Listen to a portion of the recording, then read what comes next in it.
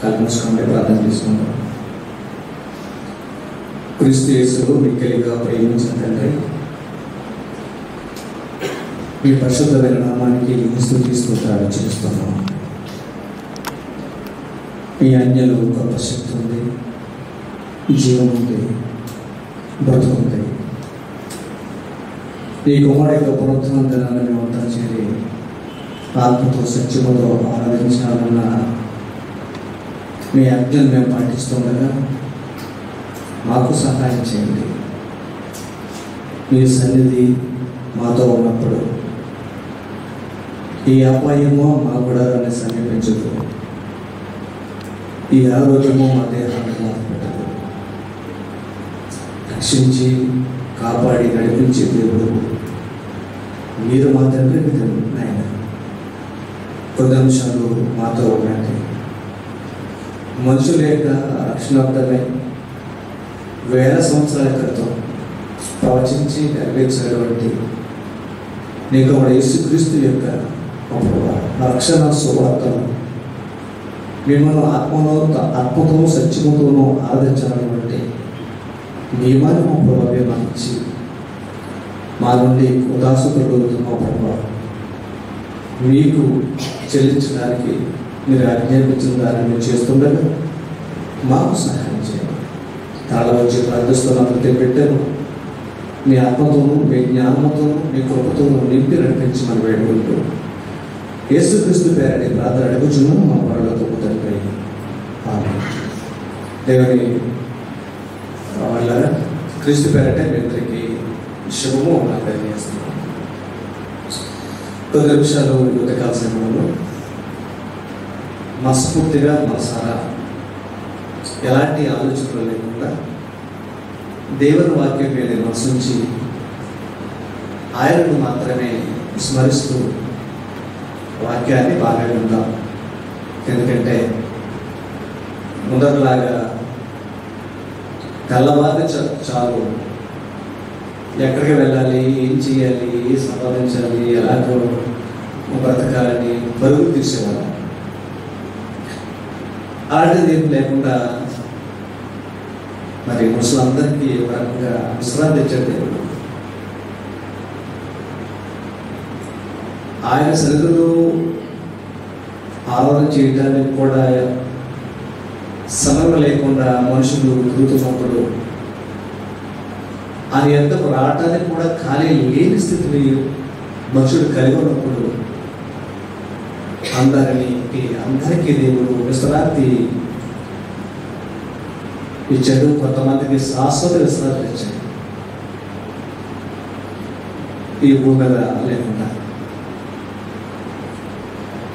కనుక మనస్ఫూర్తిగా దేవుని వాక్యాన్ని మనం అంతా విందాం, ఆలోచిద్దాం. నాతో పాటు వాక్యాన్ని ఆలోచించాలని కోరుతున్నాను. పిల్లల భూమి మీద మనిషి కోరుకున్నది ఏంటంటే సుఖ సంతోషం, క్షేమం. ప్రతి విషయంలో చూడండి, నేను ఈరోజు నష్టపోవాలి, ఈరోజు లేకపోతే నేను అనారోగ్యం పాలైపోవాలి, ఈరోజు నేను మరి చెడుగా జీవించాలి, నాకు చెడు జరగాలి అని ఎవ్వరు కోరుకోరు. మనుషుడు ఎప్పుడు కూడా సుఖాన్ని క్షేమాన్ని కోరుకునేవాడు. అది నిజం. అందుకే అది చెప్పడానికి ఒక వాస్తవాన్ని మీరు చెప్తాను. మన హైందూ సోదరులు అయితే పొద్దున్న లేచిన వెంటనే వాళ్ళు టీవీలో చూసింది ఏంటంటే జ్యోతిష్యం. ఈరోజు నాకు ఏం జరుగుతుంది, పేపర్ తీసిన వెంటనే రాశిఫలాలు, ఈరోజు నాకు ఏం జరుగుతుంది, ఏమి నాకు లాభం కలుగుతుంది అని ఎదురు చూస్తుంటాం. మనమైతే లేవగానే రెడీ అవుతాం, ఉద్యోగాలకు పనికో డ్యూటీకో వెళ్ళేటప్పుడు ప్రారంభం చేసుకుంటాం. నాకు ఏ ఆపద జరగకూడదు అని, ఏ నష్టం జరగకూడదు అని బయటకు వెళ్తాం. అలాగే ఏ మనస్తులైన దేవుడు కోరుకుంటుంది ఏంటంటే క్షేమము, సంతోషము, సమాధానం. ఈ మనుషులు అనుక్షణము ప్రతిరోజు దేవుణ్ణి కోరుకునే విషయాలు ఇవన్నీ ఎలా వస్తాయి? ఇవన్నీ ఎలా వస్తాయి అనడానికి ఒక సూత్రం ప్రభువు చెప్పారు. ఆపద రాగానే దేవుడిని గురించి ప్రార్థన చేసేవాళ్ళు, మరి దేవుడిని స్మరించేవాళ్ళు చాలా ఎక్కువ మంది ఉంటారు. ఆపద రాగానే, శుభం రాగానే అస్సలు మరి జ్ఞాపకం చేసుకోవాలి. కనుక ఇప్పుడు ప్రజలందరికీ మరి ఆపదలో ఉన్నారు. మరణదూత వెంటాడుతుంది. అందరూ క్రైస్తవులు ప్రార్థన చేస్తున్నారు. ఏమండి, వారి ఇళ్లలో ఉండి ప్రార్థన చేస్తున్నారు. ఆయా దేశాల్లో క్రైస్తవులు అందరూ ప్రార్థన చేస్తున్నారు. అలాగే అన్ని మతస్థులు కూడా. కానీ దేవుడు చెప్పేది ఉంటే చూద్దామండి, మనుషుడు ఆపద రాగానే దేవుడు జ్ఞాపకం చేసుకుంటాడు. ఆపద లేనప్పుడు దేవుడిని జ్ఞాపకం చేసుకుంటాడు. ఆ విషయాన్ని సామెతల గ్రంథంలో మాట చూద్దాం. సామెతల గ్రంథము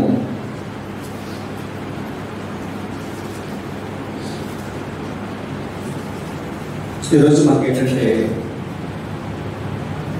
క్షేమంగా బ్రతకాలి అంటే, నెమ్మదిగా బ్రతకాలంటే, సుఖంగా బ్రతకాలంటే దేవుడు చెప్పిన ఒక 4 సూత్రాలు ఈరోజు మీకు చెప్పాలని ఆశపడుతున్నాను.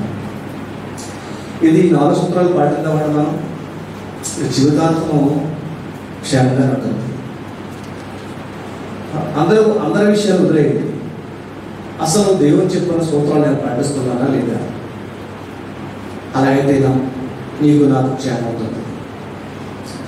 కనుక బైబిల్లో ఏమంటాడంటే, నీ మట్టుకు నీవు భక్తిపరుడు అయి ఉండు అంటాడు. ఎవరి భక్తులను చూసి, ఎవరి యొక్క పాపాన్ని చూసి మన విశ్వాసాన్ని పాటిస్తూ వద్దు అంటాడు అన్నమాట బైబిల్లో. నీ మట్టుకు నీవు దేవుని ఎందు భయభక్తులు కలిగి ఉంటాను చూసుకో అంటాడు. కనుక ఈ 4 సూత్రాలను పాటిస్తూ దేవుని క్షేమాన్ని పొందుతాం. పిల్లల దేవుడు పిలిచినప్పుడు కాకపోతే ఆయన ఏం చేస్తాడో చెప్పాడు చూడండి. సామెతలు 1:24 చూద్దాం. సామెతలు 1:24. నేను పిలువగా మీరు వినలేదు, నా చేయి చెప్పగా ఎవరు కూడా లక్ష్యం పెట్టకపోతాయి. నేను చెప్పిన బోధ ఏమి మీరు వెనక త్రోసివేస్తుంది. నేను గద్దెంపగా లోబడకపోతుంది. కాబట్టి మీకు అపాయము కలిగినప్పుడు నేను నవ్వుతాను. దేవుడు కూడా మనుషుల పక్షంగా ఎలా ఉన్నాడో చూడండి. కాబట్టి మనం కూడా మా శత్రుడికి ఆపద కలిగినప్పుడు మనం కూడా అదే మాట అంటాం. దేవుడు పిలిచాడట, చేతులు చాచాడట.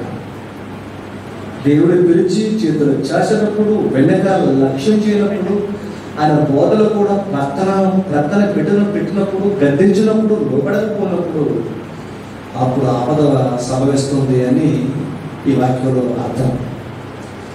మనిషికి ఆపద ఎప్పుడు సంభవిస్తుంది అంటే, దేవుని పిలుపుకు లోబడినప్పుడు, గద్దెలకు లోబడినప్పుడు, ఏమంటే ఆయన పిలుపుని వినకపోయినప్పుడు మనిషికి ఆపద సంభవిస్తుంది అనే వాస్తవం ఇక్కడ కనబడుతుంది.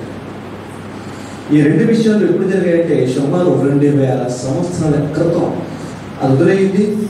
పాత నిబంధన చరిత్రలో ఉన్నటువంటి కాలాలు వదిలేయండి. కొత్త నిబంధన యేసుక్రీస్తు వచ్చిన తర్వాత కాలం గురించి మీరు ఆలోచించుకుంటారండి. ఎప్పుడు పిలిచాడంటే, పిలువబడిన అనేకులు ఏర్పరచబడిన వారు కొందరే అని యేసుక్రీస్తు వారు చెప్పాడు. యేసుక్రీస్తు వారి లోకానికి వచ్చిన తర్వాత అందరినీ పిలిచాడా? కొందరినీ పిలిచాడా? అందరినీ పిలిచాడు. ఎలా పిలిచాడు అంటే సువార్త ద్వారా పిలిచాడు అన్నాడు. మీరు సర్వలోకానికి వెళ్ళి సర్వ సృష్టికి సువార్తను ప్రకటించండి, వారి రక్షణ, క్షేమము, స్వస్థత పొందుతారు అని గొప్ప ఆజ్ఞ ఇచ్చి ప్రపంచానికి తన సేవకులను పంపించాడు యేసు ప్రభువు గారు. కానీ పిలుపు ఎవరు వింటారు చెప్పండి, ఎవరు లోబెట్టారు చెప్పండి, ఆ రక్షణకు ఎవరు విలువనిచ్చారు చెప్పండి, ఆ శిలువ మరణానికి ఎవరు వెలగట్టారు చెప్పండి. ఎవరు కట్టలేదు. చేతులు చేశాడు ఆయన దేవుడు. అప్పుడు చాలా గద్దించాడు ఆయన. అపాయం వచ్చింది. ఇప్పుడు దేవుడు ప్రార్థన చేస్తున్నాడు.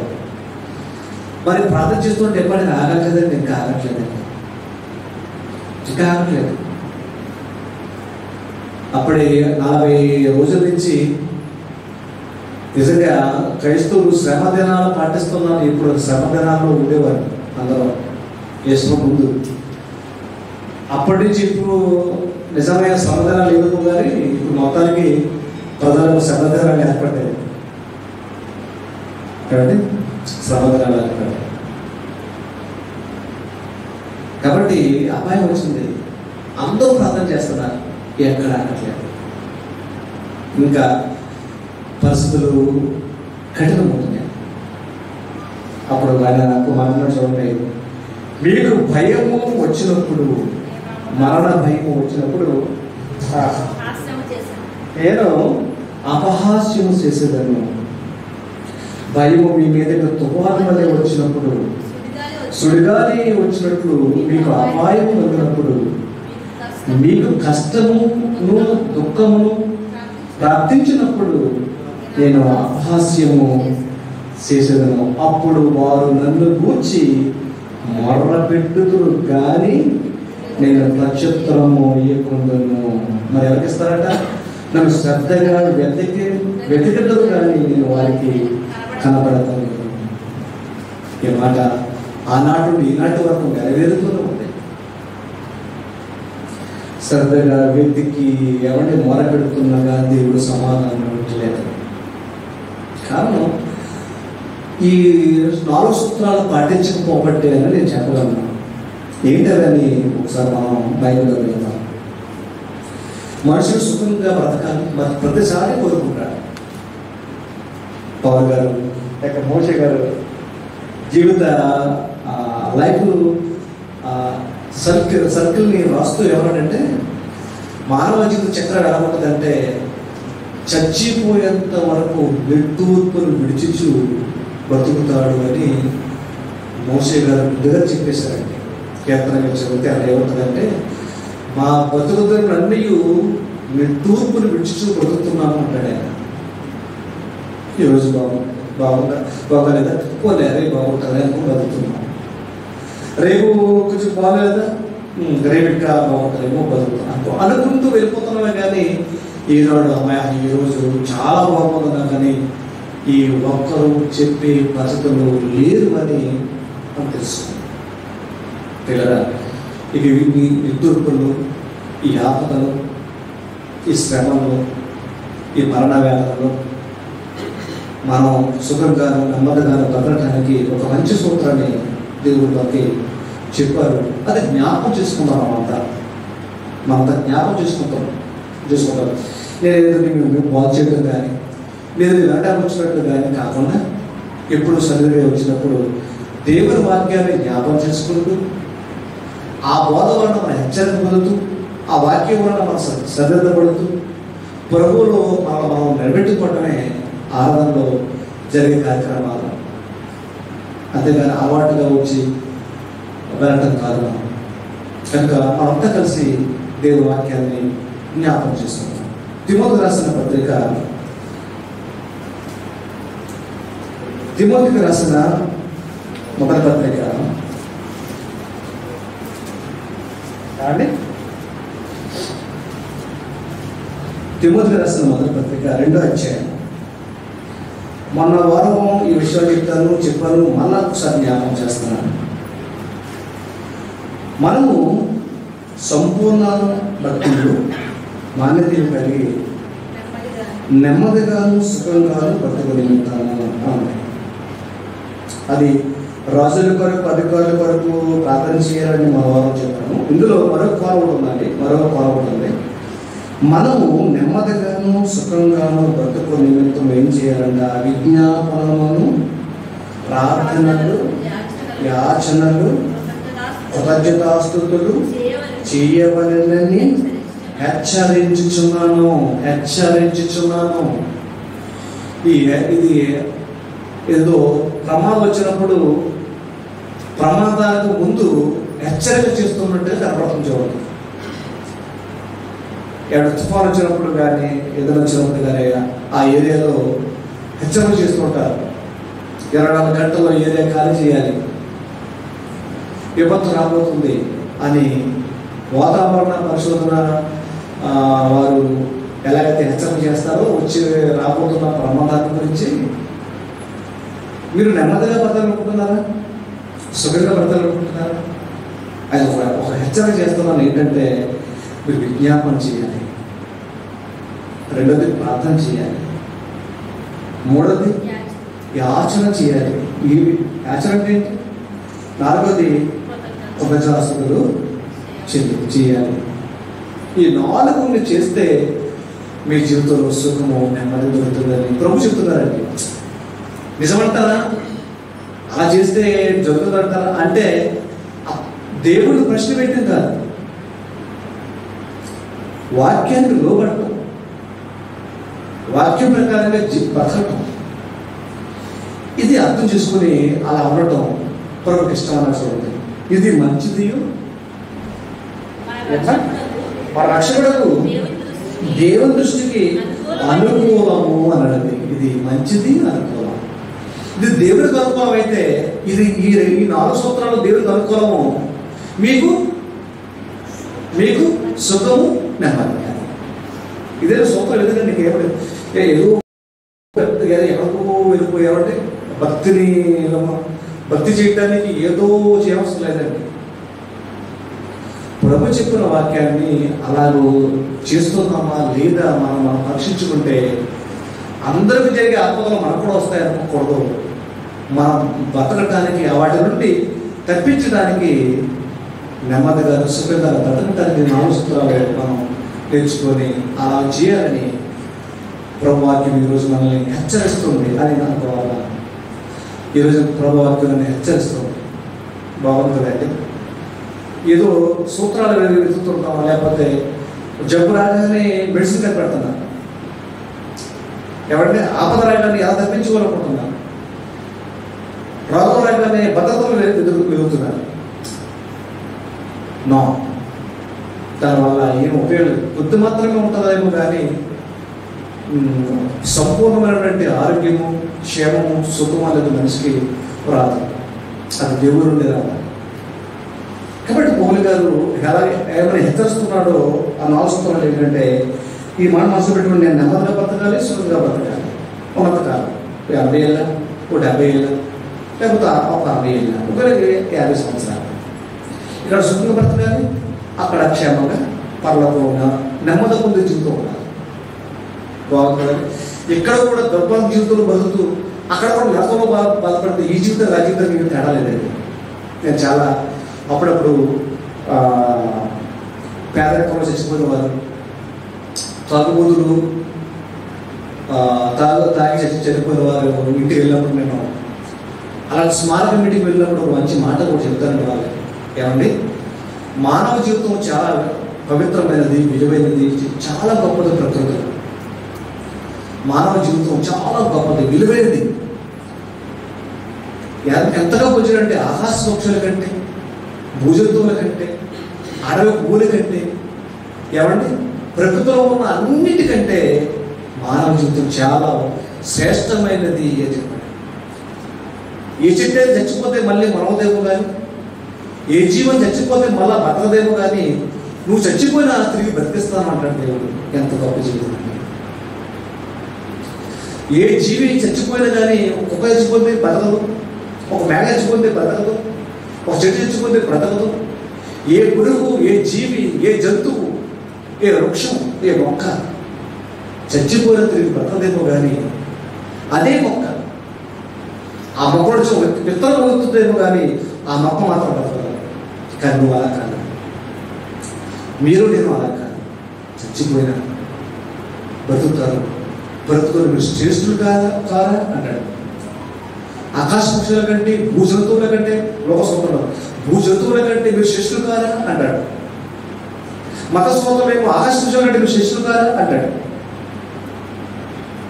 బైబిల్ చదవాలి.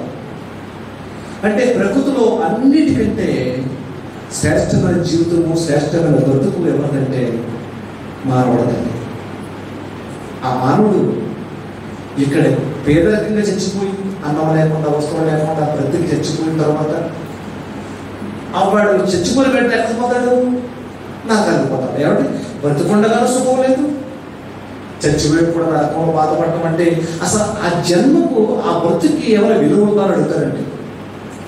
ఏమైనా తిన్నావు, పెరిగావు, పెద్ద అయ్యావు, బలం ఉంది, కష్టపడ్డాము, ఏమంటే కష్టపడుతున్నాము, సంపాదిస్తున్నాము, తాగేస్తాము. భార్యకు సరైన వస్త్రం లేదు, పిల్లలకి సరైన భోజనం లేదు, ఆ భార్యకు ఉంటాను మరి సరైన వస్త్రం లేదు. నువ్వు సంపాదించి నీ కొరకే నువ్వు తాగేసి ఏమంటే రోగంతో చచ్చిపోయిన తర్వాత మళ్ళా తిరిగి ఎక్కడ కూడా నువ్వు బాధపడుతున్నావు అంటే నరకంలో అక్కడున్న జీవితానికి ఇక్కడ దూరంగా జీవితానికి అర్థం ఉందా? అస్సలు అర్థం లేకుండా పోయింది. కానీ మానవ జీవితం ఇక్కడ సుఖంగా ఉండాలి, పరలోకంలో సుఖంగా ఉండాలి.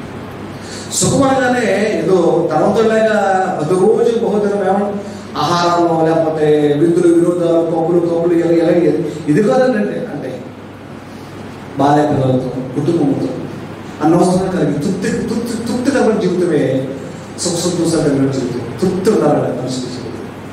సమయం ఈరోజు మంచి ఆహారం ఇచ్చింది, ఈరోజు మంచి భోజనం ఇచ్చింది, మంచి కుటుంబం ఇచ్చింది, మంచి క్షేమం ఇచ్చింది, చాలు.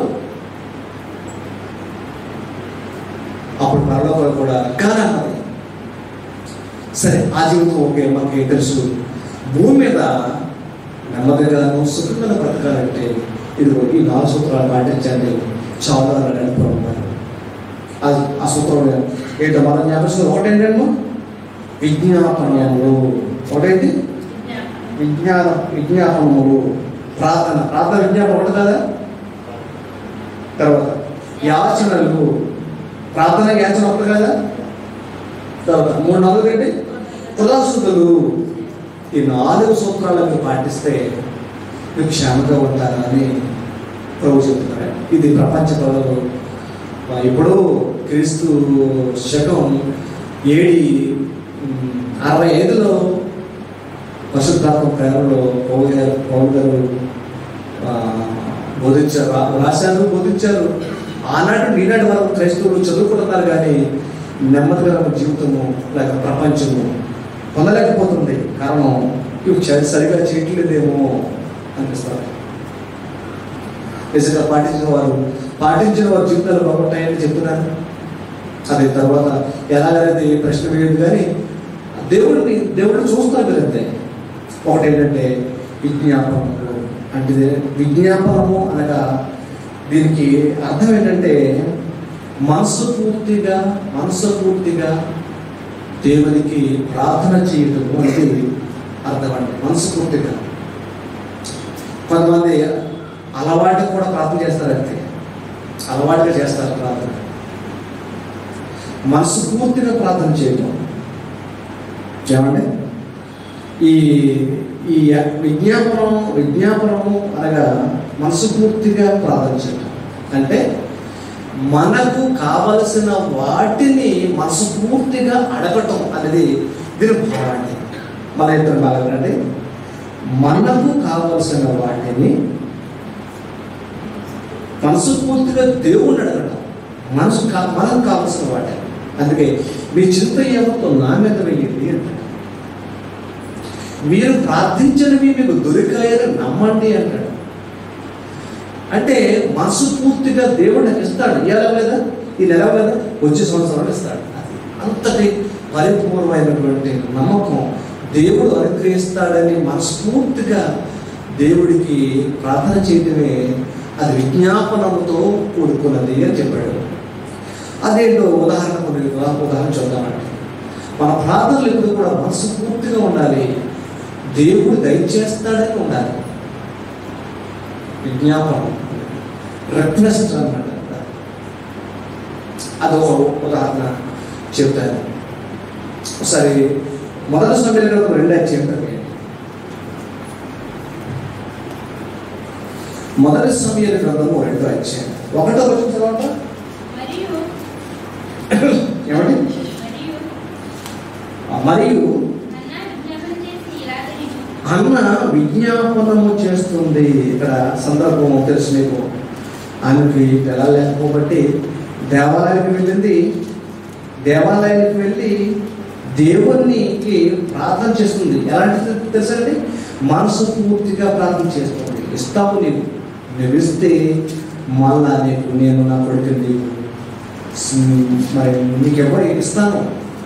ఎందుకంటే భూమి మీద నాకున్న అవమానం పోతుంది. ఈ భూమి మీద నన్ను గొడ్రాను అంటుంది.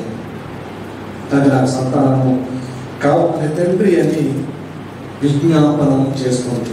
ఎలా చేస్తుందో అంటే అక్కడ యాజకుడి యొక్క మాటలు బట్టి మనం చెప్పవచ్చు. ఆమె అపహరించాడు యాజకుడు, కానీ ఆమె హృదయ ప్రార్థన ఎంత రిక్వెస్ట్, ఎంత విజ్ఞాపనం దేవుడు అడుగుతుందో ఆ మనసుని, ఆ ప్రార్థనని ఆ యాజకుడు గమనించలేకపోయాడు. కాబట్టి తనకు కావాల్సిన ఏం కావాలి? సంతానం కావాలి, కుమారుడు కావాలి. అది ఆ అవసరతది. ఇప్పుడు ఆమెకి ఏం కావాలి? ఇప్పుడు దేవాలయానికి వెళ్ళి ప్రార్థన చేస్తుంది. దేనికోసం? ఏ విజ్ఞాపనం చేస్తుంది? దేనికోసం? తనకు కావలసిన దానికోసం ప్రార్థన చేస్తుంది. అంటే మనకు కావలసిన వాటిని కొరకు చేసేది ఏంటంటే విజ్ఞాపన. కాబట్టి అన్న తన జీవితంలో తనకు కావలసిన పొందటానికి దేవాలయానికి వెళ్ళి ఏమంటే ప్రార్థన చేస్తుంది. కాబట్టి మనం కూడా అలాంటి మంచి మనసుతో దేవునికి విజ్ఞాపనం చేయాలి. మరొక విజ్ఞాపన కూడా చూద్దాం. భక్తులు కొంతమంది విజ్ఞాపనం చేశారు. చూద్దాం. నెహెమ్యా గ్రంథం. నెహెమ్యా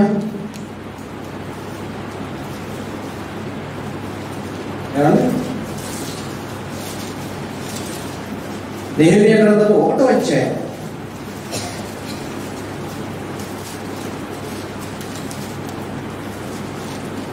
ఎంతైనా పేజీ నెంబర్ ఎంత? 401వ పేజీ అండి. నెహెమ్యా గ్రంథం 1వ అధ్యాయము 4వ వచనాన్ని అందరూ మనసు పెట్టాలి. ఒకసారి ఏమండి, ఇక్కడ సందర్భము ఏంటంటే నెహెమ్యా ప్రవక్త చాలా దేవుడికి విజ్ఞాపన చేస్తున్నాడు. 4వ వచ్చి చదివిన తర్వాత పై సందర్భాన్ని చూద్దాం. చదవాలి. 4వ వచ్చాడు. ఈ మాటలు విన్నప్పుడు నేను కూర్చుండి ఏడ్చి కొన్ని దినములు దుఃఖముతో ఉపవాసం ఉండి ఆకాశమందని దేవుని ఎదుట విజ్ఞాపన చేశాను అన్నాడు. దేని కొరకు? వారికి ప్రార్థన చేసుకోవడానికి ఒక దేవాలయం కావాలి. అప్పటికి ఆ దేవాలయం పట్టబడింది, అగ్నితో కాల్చబడింది. దేవాలయానికి వెళ్ళి ప్రభువును ప్రార్థన చేసే అవకాశం లేకుండా పోయింది, చెరపట్టబడింది. మాకు దేవాలయం కావాలి తండ్రి, ఒక ప్రార్థన స్థలం మాకు కావాలి తండ్రి అని నెహెమ్యా వారి యొక్క దేవుని కొరకు ప్రార్థన చేయడానికి వారికి ఏం కావాలంటే ఇప్పుడు అక్కడ దేవాలయం తిరిగి కట్టబడాలి, దేవాలయము తిరిగి బాగు చేయబడాలి, దేవాలయము మాకు కావాలి. దాని వరకు విజ్ఞాపనము చేశాడండి. చాలా బాగుంటుంది. చదువుదామండి 3 నుంచి చదువుతాను. 3 నుంచి ఎవరైనా కరెక్ట్గా చదవండి. ఇశ్రాయేలు చెరపట్టబడిన తర్వాత వారిలో శరించిన వారు ఆ దేశంలో భోగ శ్రమలను నిందలను పొందుచున్నారు. మరియు యెరూషలేము యొక్క ప్రాకారములు పడద్రోయబడినవి, దాని గుమ్మములను అగ్ని చేత కాల్చబడినవని నాతో చెప్పారు. నెహెమ్యాతో చెప్పారు కదా దేవాలయం పడైపోయిందని. అప్పుడు ఆయన ఈ మాటలు విన్నప్పుడు నేను కూర్చుండి ఏడ్చి కొన్ని దినములు దుఃఖముతో ఉపవాసం ఉండి ఆకాశమందలి దేవుని ఎదుట విజ్ఞాపనం చేస్తుందని ఎలాగనగా చూడండి, ప్రార్థన చూడండి ఎలా ఉంది, విజ్ఞాపన ప్రార్థన ఎలా చూడండి, విజ్ఞాపనం అనే ప్రార్థన ఎలా చూడండి. ఆకాశమందున్న దేవా యెహోవా, భయంకరుడైన గొప్ప దేవా, నిన్ను ప్రేమించి నీ ఆజ్ఞలను అనుసరించి నడుచు వారిని కటాక్షించి వారితో నిబంధనలు స్థిరపరచువాడా, నీ చెవి యొక్కి నీ నేత్రములు తెరిచి నీ సన్నిధిని దివారాత్రములు నీ దాసులని ఇశ్రాయేలు పక్షముగా నేను చేయు ప్రార్థన అంగీకరించుము. ప్రార్థన విజ్ఞాపన చూడండి, అంగీకరించుము. నీకు విరోధముగా పాపము చేసిన ఇశ్రాయేలుల కుమారుల దోషమును నేను ఒప్పుకొంచున్నాను, వారి పాపాన్ని నేను ఒప్పుకొంచున్నాను. అవుతారు నేను పాపం చేశాను అని ప్రార్థన చేస్తున్నాడు. చూడండి, నేను నా తండ్రి ఇంటి వారిను పాపము చేసి ఉన్నాము, నీ ఎదుట బహుగా అసహ్యముగా ప్రవర్తించుదుమి. నీ సేవకుడైన మోషే చేత నీవు నిర్ణయించిన ఆజ్ఞలనైనను కట్టలనైనను విధులనైనను మేము గైకొనకపోతే మీ సూత్రాన్ని పాటించకపోతే మేము శ్రమ అనిపిస్తున్నాం. మీ సేవకుడైన మోషేతో నువ్వు సెలవిచ్చిన మాటను జ్ఞాపకం తెచ్చుకో తండ్రి. అదేంటంటే మీరు అపరాధము చేసిన ఎడల జనంలోనికి మిమ్మల్ని చెదరగొట్టెదను. అయితే మీరు నా వైపు తిరిగి నా ఆజ్ఞలను అనుసరించి నడిచిన ఎడల బోధిగంతముల వరకు నేను తోలివేయబడ్డాను. అక్కడి నుండి తిరిగి మిమ్మల్ని కూర్చి నా నామం ఉంచుటకు నేను ఏర్పరచుకున్న స్థలమునకు మిమ్మల్ని రప్పిస్తానని నువ్వు సెలవించగలవు తండ్రి. ఆ మాట ఒకసారి జ్ఞాపకం చేసుకో. మళ్ళీ తిరిగి మమ్మల్ని మాకు సమకూర్చు, ఒక దేవాలయముకు మళ్ళీ అనుగ్రహించు అని జ్ఞాపకం చేశాడండి. అంటే ఈ మాటల బట్టి మనం తెలుసుకోవాల్సింది ఏంటంటే మనకు కావలసిన వాటిని అడగటం విజ్ఞాపనము.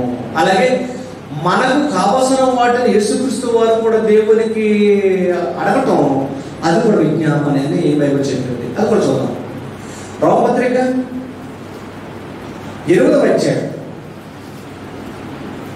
26వ వచనం చూడండి ఒకసారి. రోమపత్రిక 8వ అధ్యాయం 26వ వచనం ఒకసారి చూడండి. అటువలే ఆత్మయు మన బలహీనతను చూచి సహాయం చేస్తున్నాడు. ఎలాగంటే మనం యుక్తంగా ఎలాగో ప్రార్థన చేయాలో మనకు తెలియదు, కానీ ఉచ్చరింప సత్యము కానీ మూలుగులతో ఆత్మ తానే మన పక్షమున ఎవరు చేస్తాడు విజ్ఞాపన? దేవునికి. ఎవరి పక్షంగా? మన పక్షం. మనకు కావాల్సినవి ఏంటో మన కొరకు పరిశుద్ధాత్ముడు దేవుడికి ప్రార్థన చేస్తున్నాడు. అంటే కావలసినవి అడిగేవి ఏంటంటే విజ్ఞాపనలు. కాబట్టి ఎప్పుడు దేవుడిని విజ్ఞాపన చేయకుండా అడగకుండా ఏ పని చేయకూడదంటే, నాకు బలం ఉంది, జనబలం ఉన్నా, ధనబలం ఉన్నా, ఎవరిని ఖండాబలం ఉన్నా, ఏ బలం ఉన్నా ఇవన్నీ మట్టితో సమానం. మనకు కావాల్సిన వాటిని ప్రారంభించేవన్నీ కూడా దేవుడికి ముందుగా విజ్ఞాపన చేసి ప్రారంభించడం అనేది అది చేయాలి. అప్పుడు దేవుడు చూస్తాడు, ఎస్ తన సామర్థ్యం ఉంటూ కూడా నన్ను అడిగాడు అంటే నాకు విరుమించాడు అనుకుంటాడు దేవుడు. ఇది నేర్చుకోవాలన్నా. ఎప్పుడు గర్వము అనే అహంకారం కానీ మన మనసులో ఎప్పుడు రాకూడదు. వినయంతో విజ్ఞాపన అనేది మనం దేవుడికి చేయాలి. మనం దేవుడికి విజ్ఞాపన చేస్తున్నాము, మన పక్షంగా యేసు ప్రభువు విజ్ఞాపన చేస్తాడట. 34 వచ్చి చూడండి. 34 వచ్చి శిక్ష విధించేవాడెవడు? చనిపోయి యేసుక్రీస్తే. అంతేకాదు మృతుల్లో నుండి లేచినవాడును దేవుని కుడి పార్శ్వమున ఉన్నవాడును అమ్మా మన కొరకు విజ్ఞాపనము కూడా చేయవాడును ఆయనే. మన పక్షం కూడా యేసుప్రభువు అడుగుతున్నారండి. మనం అడుగుద్దా? విజ్ఞాపన చేయుద్దా? ఎస్. ఇది ఈ సూత్రాన్ని ఎప్పుడు మర్చిపోదు. మన మాట చేత కానీ క్రియ చేత కానీ ఏం చేసినా సరే ప్రార్థన విజ్ఞాపనలు ఆయనకి సమర్పిద్దాం. ప్రార్థన గురించి రెండో పాయింట్, ప్రార్థన గురించి మనకు తెలుసు, అడగటం లేదండి ఏమండి. రైట్. మూడవ పాయింట్ ఏంటంటే యాచన అనేది. ఈ యాచన అనే పదానికి అర్థం ఏంటంటే, ఈ యాచన అనే పదానికి అర్థం ఏంటంటే ఒకరి తరపున మరొకరు అడగటం. యాచన అంటే అర్థం ఏంటంటే ఒకరి తరపున మరొకరు అడగటం. నేను ఈ వచనం చదువుతాను. యాచన అంటే ఏంటని కొంచెం డిక్షనరీ తగ్గిస్తానండి. డిక్షనరీ తగ్గిస్తే కొన్ని పదాలు వచ్చాయి. చాలా ఆలోచించాను. యాచన అనే పదానికి ఇంగ్లీష్లో ఒక మంచి మాట ఉంది. అది ఏమండి తెలుగులోకి వచ్చేసరికి మరి ఒకరి తరపున ఒకరు అడగటం. ఈ మాట నాకు ఇలా గుర్తొచ్చింది అనమాట. యాచన చాలామంది బుక్ కట్టుకొని అలాగే ఒక ఫోటో పట్టుకొని వస్తుంటారు. అయితే పలానా అనాథాశ్రమంలో 500 మంది పిల్లలు చిన్నపిల్లలు ఉన్నారండి.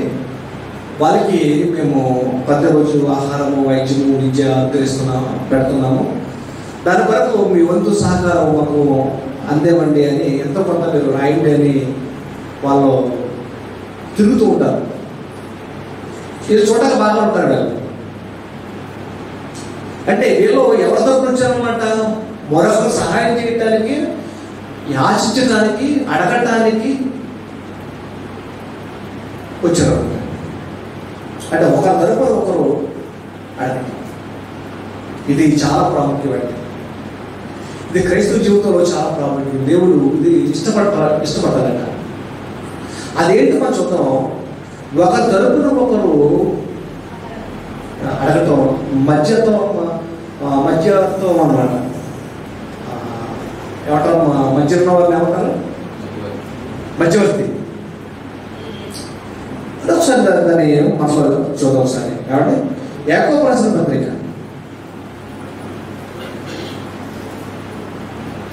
ఎప్పుడు మన కొరకే మనం ప్రార్థన చేసుకోకూడదండి. యాకోబు రాసిన పత్రిక 5వ అధ్యాయము, యాకోబు రాసిన పత్రిక 5వ అధ్యాయము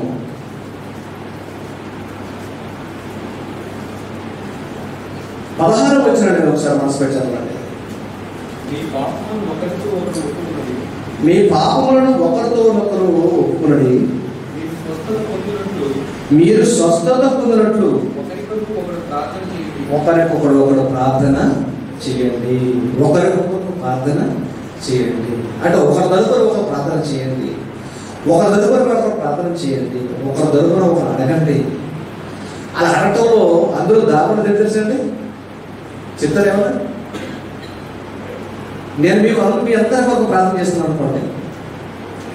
నా కొరకు మీరు ప్రార్థన చేస్తున్నారు అనుకోండి. మీరు అందరూ దాపడం ఏంటి? ఎస్, లవ్, ప్రేమ అండి. సహోదరుడు బాగాలేదు, సహోదరుడు ఇబ్బందులు ఉన్నాడు, వాళ్ళు నేను ప్రార్థన చేస్తున్నానంటే నేను సహాయం చేయలేకపోయినా ప్రార్థనలు అతనంటే నాకు ప్రేమ కలిగి ఉన్నాను కనుక నేను ప్రార్థన చేస్తాను. దేవుడికి, ప్రభా నేను చేయలేకపోవచ్చు, మీరు చేయండి. ఒకరికొకరికి ప్రార్థన చేయటమే యాచించడం అది. అతను కూడా అడిగావు దేవుడు, అతను కూడా అడిగావు. మేము ప్రతిరోజు ప్రతి సంఘంలో కొరకు, ప్రతి సంఘంలో ఉన్న కుటుంబాల కొరకు, ఆ కుటుంబంలో ఉన్న పిల్లల కొరకు, ఆ సంఘంలో బంధిస్తున్న వారి కొరకు ఎప్పుడు మేము మా ప్రార్థనలో విజ్ఞాపనం చేస్తూనే ఉంటాం. ఎందుకంటే తెలిసిన నేను కూడా చేయకపోతే అది కరెక్ట్ కాదు. కనుక ఒకరికొకరు మీరు ఏం చేయాలంట? ప్రార్థన చేయండి. ఒకటి మీకు కావాల్సింది ఒకటి అడగండి. ఏమండి? ఇక రెండోది దేవుడికి కావాల్సిన కూడా అడగండి. అప్పుడు మీకేం కావాల్సిన యేసుప్రభు కూడా విజ్ఞాపన చేస్తాడు. రెండోదంటే ఒకరి ఇబ్బందులు ఉన్నప్పుడు వాళ్ళకి ప్రార్థన చేయండి, అది దేవుడు చాలా ఇష్టమైంది అని చెప్తున్నాడు. చూద్దాం. ఏమంటే యేసుప్రభు అలాగే చేశారంటే హెబ్రీ పత్రిక సరే, అది మనకు తెలిసినట్టు కొంచెం ముందుకెళ్దాం. చూడండి, ఒకరికొకరు ప్రార్థన చేయటం, ఒకరి ఇబ్బందిని ఆదుకోవడం, అది ఎంత బాగుంటుందో చూడండి. కీర్తన గ్రంథము 106 కీర్తన.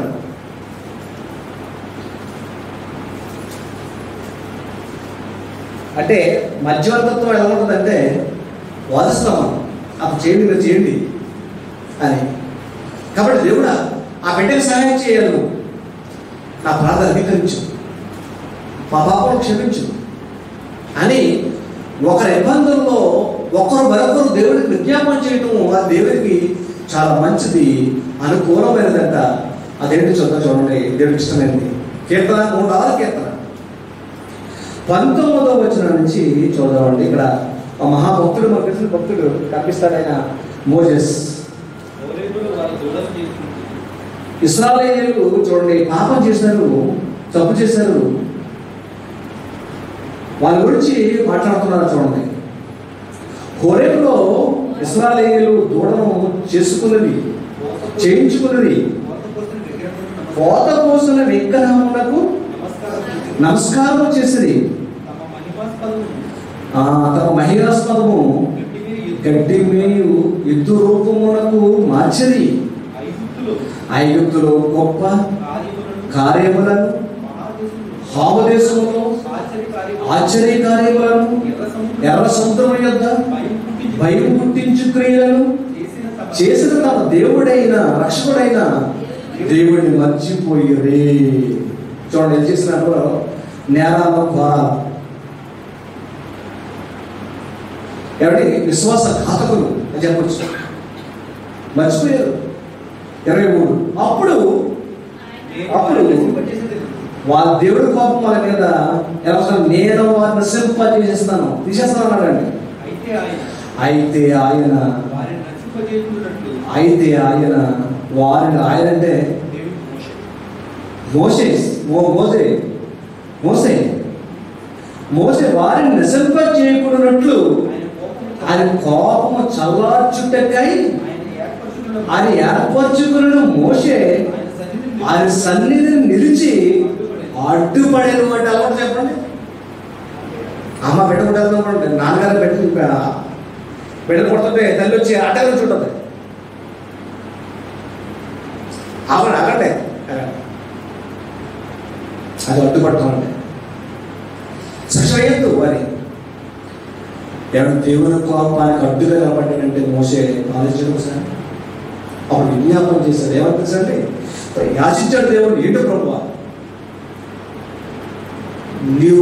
నువ్వు చేసిన అబ్రహాము, ఇస్సాకు, యాకోబులకు చేసిన వాగ్దానం ఏమైపోద్ది ఆయన అడ్డుపడ్డాడంట. అంటే ఇశ్రాయేలు పక్షంగా మోసెస్ దేవుడికి విజ్ఞాపన, దేవుడు యాచించాడు, అడ్డుపడ్డాడు, వాళ్ళ వరకు ప్రార్థన చేశాడు. అది ఉందా మన జీవితంలో? అది ఉందండి, ఉండాలండి.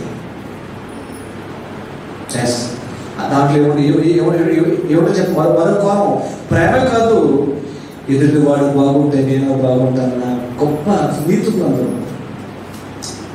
ఎదురువాడు బాగుంటే కొంతమంది చూసి ఓర్చలేరండి, ఎలాగ దెబ్బతీయాలనుకుంటారండి. అలాంటి వాడు ఎప్పుడు బాగుంటాడు, అది దేవుడికి ఇష్టం ఉండదు, అది దేవుడికి ఇష్టం ఉండదు.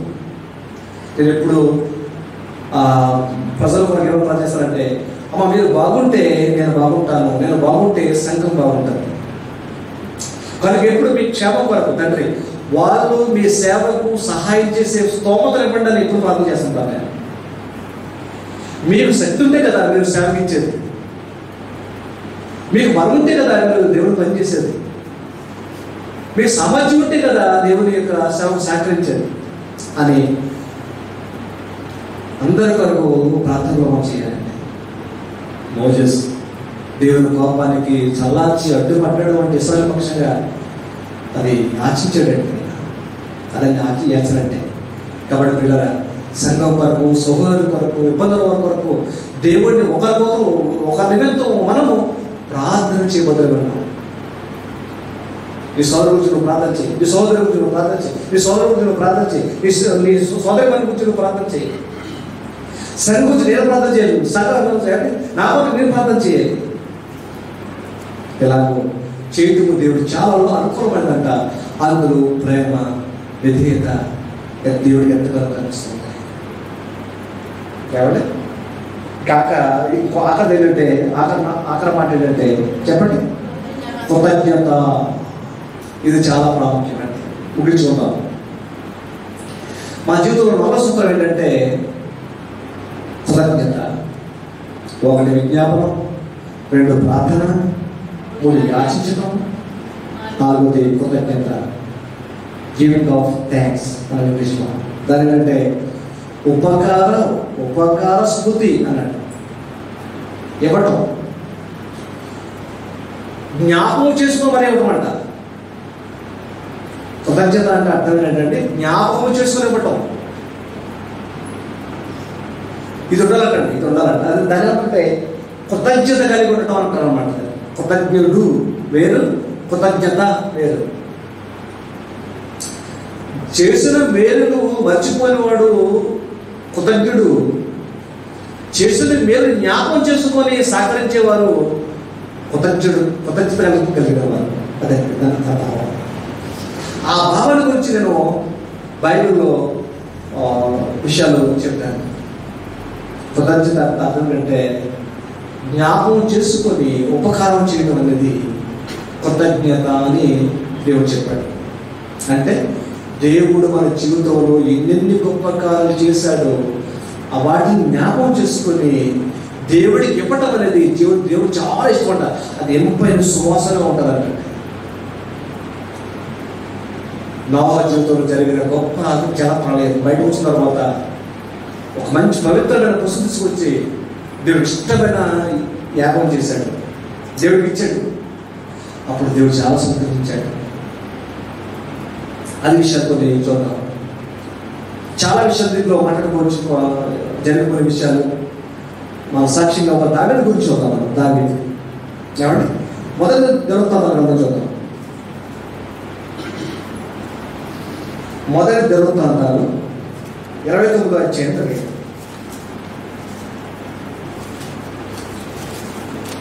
మొదటి దినవృత్తాంతాల గ్రంథము 29వ అధ్యాయం.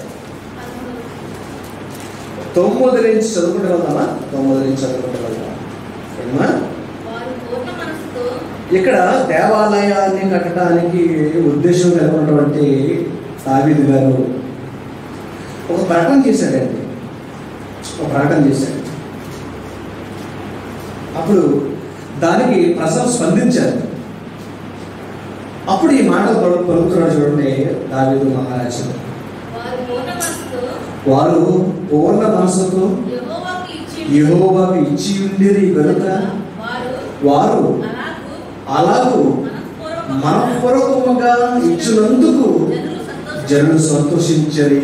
అప్పుడు దావీదు ప్రార్థన చూడాలనే 10 రాజైన దావీదు కూడాను బహుగా సంతోషపడి సమాజము పూర్ణంగా ఉండగా యెహోవాకు ఇట్లు స్తోత్రములు చెల్లించాను. ఇట్లు స్తోత్రము నోటి మాట కాదు, దేవాలయ స్తోత్రం అనలేదండి. స్తోత్రం అనే మాటకి నోటి మాట కలది క్రియ. చాలా మంది ఊరికే దేవుని స్తోత్రం అంటారు. ఇట్లు స్తోత్రం చెల్లించను. ఇట్లు ఎలాగా చూడండి. మాకు తండ్రిగా ఉన్న ఇశ్రాయేలు దేవా యెహోవా. భక్తులంతా ప్రార్థన ఇదేనండి. మాకు తండ్రిగా ఉన్న ఇశ్రాయేలు దేవా. ఇది అనుకున్నాను, మన తండ్రిగా ఉన్న దేవుడే అంతే. మన ఇశ్రాయేలు దేవుడు అందరి దేవుడు మనకి. నేను నిరంతరం స్తోత్రహరుడు యెహోవా. భూమి ఆకాశం ఎందుండు సమస్తము నీవు వశము. మహాత్మ్యమును పరాక్రమమును ప్రభావమును తేజస్సును ఘనతయు నీకే చెల్చున్నవి. యెహోవా రాజ్యము నీది, యెహోవా రాజ్యము నీది. నీవు అందరి మీదను నిన్ను అధిపతిగా హెచ్చించుకొని ఉన్నావు. చూడండి, ఐశ్వర్యమును గొప్పతనమును నీ వలన కలుగును. నీవు సమస్తమును వేలువాడవు. బలమును పరాక్రమమును నీ దానములు హెచ్చించేవాడవును. అందరికి బలం ఇచ్చేవాడు నీవే. మా దేవా, మేము నీ కృతాస్తుతులు చెల్లించుచున్నాం. ఇక్కడ వచ్చిన మాట చూడండి. ఈ ప్రార్థన అంతా ఆయన పొగిడి ఏమన్నంటే నీకు మేము కృతజ్ఞతాస్తుతులు చెల్లించుచున్నాము. ఎలాగంట? ప్రభావం గల నీ నామమును కొనియాడుచున్నాము. నోటి మాటే కాదు, నీ కృతాస్తుతులు చెల్లిస్తున్నాము. ఆ మాట 13వ వచనం మనసు పెట్టండి. మేము నీకు కృతాస్తుతులు చెల్లించుచున్నాము, ప్రభావం గల నీ నామమును కొనియాడుచున్నాము. ఈ ప్రకారము మనపూర్వకముగా ఇచ్చు సామర్థ్యము మాకుండుట. నేనెంత మాత్రం, ఎంతో ఇచ్చింది దేవుడికి ఇచ్చి నేనెంత మాత్రం వాడను, నా జనులెంత మాత్రము వారు సమస్తము నీ వలనే కలిగను కదా. నీ సుసంపాద్యములో కొంత మేము నీకు ఇచ్చి ఉన్నాము.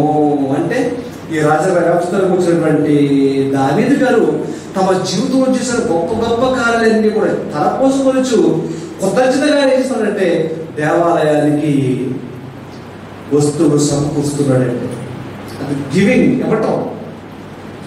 మన జీవితంలో జరుగుతున్న ప్రతి మేలుకు భాగంగా ఏంటంటే కృతజ్ఞత కానుకలను సమర్పించడమే కృతజ్ఞత కలిగి ఉండటం. 10 మంది కుష్ఠరోగులు బాగా అయ్యాడు. ఒకడు వచ్చాడు, అప్పుడు యేసు దగ్గరికి వచ్చాడు. అప్పుడు ఆయనతో ఏమంటే మిగిలిన 9 మంది ఏది అంటే రాలేదు. అయితే నీవు దేవాలయానికి వెళ్ళి నీ స్వస్థతకి కృతజ్ఞత ఏం చేస్తావంటే మోషే నియమించిన కానుకను నువ్వు వెళ్ళి సమర్పించుతాను. మోషే నియమించిన కానుకను కృతజ్ఞతగా దేవునికి ఇవ్వు వెళ్ళి అన్నాడు. అదండి కృతజ్ఞత అంటే. కాబట్టి ప్రార్థనతో పాటు విజ్ఞానంతో పాటు మరి యాచనతో పాటు 4వ సూత్రం ఏంటంటే మన జీవితంలో ఏ మేలు జరిగినా దేవుడికి ఇవ్వటం అనేది అది చాలా ప్రాముఖ్యం. అది ఇచ్చేది కూడా కొంతమంది రాస్తాడు హృదయపూర్వకంగా ఇవ్వాలి అంటాడు. లేదా ఇవ్వాలని మాత్రం కాదు. చాలామంది సందర్శించిన రాగానే చేపెడతారు. ఏమంటారంటే ఏదో తోచింది అలాగా. ఒక నిత్యం అనేది దేవుడికి మనం ఇవ్వాలి అనేది నిత్యం అనేది ఒకటి ఉండదు మనకి. అది నిజం, మనం ఒప్పుకోవాలి. దాన్ని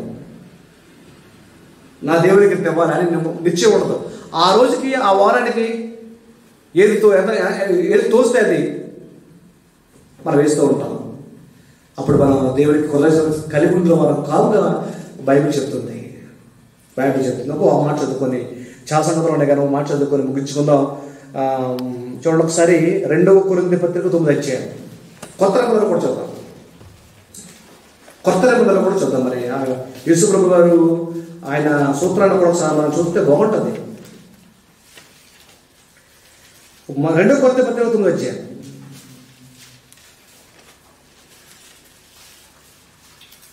రెండవ కొరింథీ పత్రిక 9 అధ్యాయం.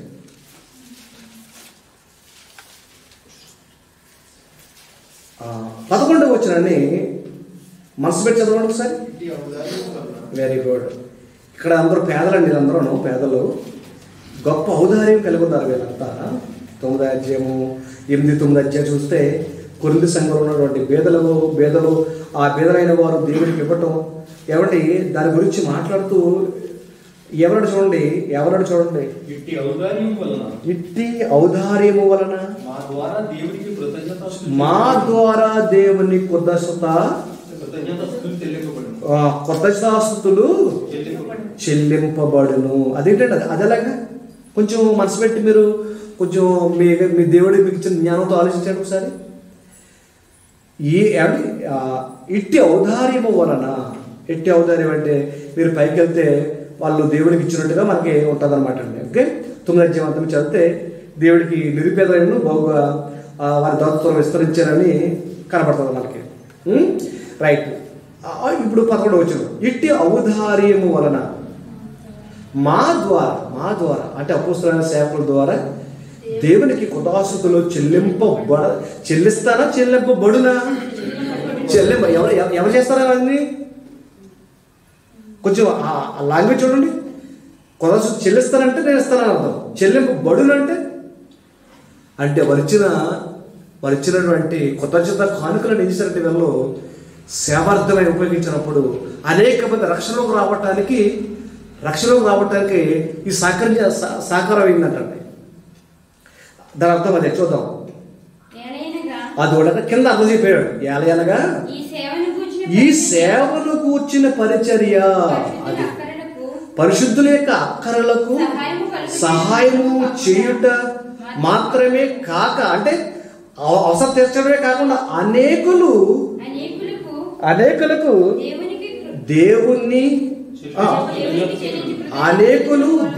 దేవునికి చెల్లించు కృతజ్ఞత స్తుతుల మూలముగా ఈ సువార్త విస్తరిస్తుంది అన్నాడండి. సువార్త విస్తరిస్తుంది. కింద వచ్చే భావన అంతా కూడా అదే. ఈ సువార్త విస్తరించడానికి దేవుడికి ఇచ్చినటువంటి కానుకలు అని చెప్తున్నాడండి. పిల్లరా, ప్రతి విషయంలోనూ దేవుడి కృతజ్ఞత కలిగి ఉండటం అనేది మనము ఒక నిశ్చిత కలిగి ఉండాలి. ఈ 4 సూత్రాలు పాటించండి, నిజంగా నెమ్మది సుఖము కలుగుతుందని నేను నమ్ముచున్నాను. నా దేవుని మాటను బట్టి నేను నమ్ముచున్నాను. ఇన్ని బాధలున్నా, ఇన్ని కష్టాలున్నా మనము నెమ్మదిగాను సుఖంగాను బతకటానికి ఈ 4 సూత్రాల క్రైస్తవ జీవితంలో ఎంతో ప్రాముఖ్యమైన పౌలు గారు ఒకనాడు బోధించాడు, హెచ్చరించాడు. ఈ రోజు మీరు నేను హెచ్చరించలేదు కానీ జ్ఞాపకం చేసుకున్నాను. మనందరం అట్రీతిగా మన దేవుని సన్నిధిలో, దేవుని సేవలో అట్రీతిగా సాగిపోవాలని మనసారా కోరుతూ ఈ మాటలు ముగిస్తున్నాను. దేవుడు దీవించును గాక.